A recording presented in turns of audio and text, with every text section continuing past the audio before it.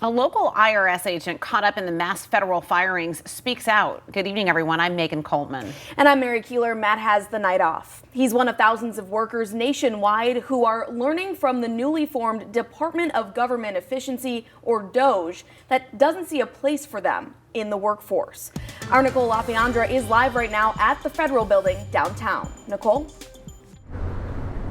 Well, Mary and Megan, the man that we spoke to today had just received stellar performance reviews from his bosses for the work he did. Now, without a job, he wonders if you, the taxpayer, will be impacted by the layoffs.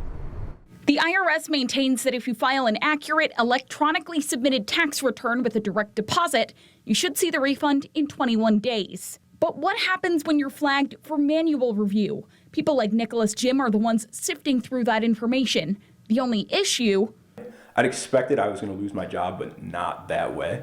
He doesn't work for the IRS anymore.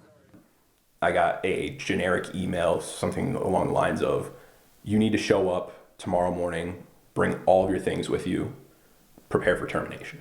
A blanket statement sent to probationary employees stating their performance was the problem.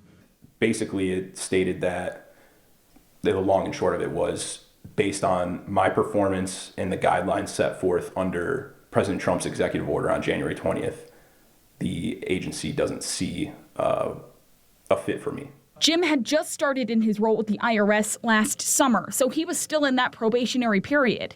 The funniest part of that to me in this whole situation is 2 weeks prior, I had received a formal review from my manager, and in writing, it says I am fully successful in all areas of my job. His job was to investigate red flag taxpayers. My expertise was definitely crucial in identifying those key indicators on whether or not a return needed to be identified for further review.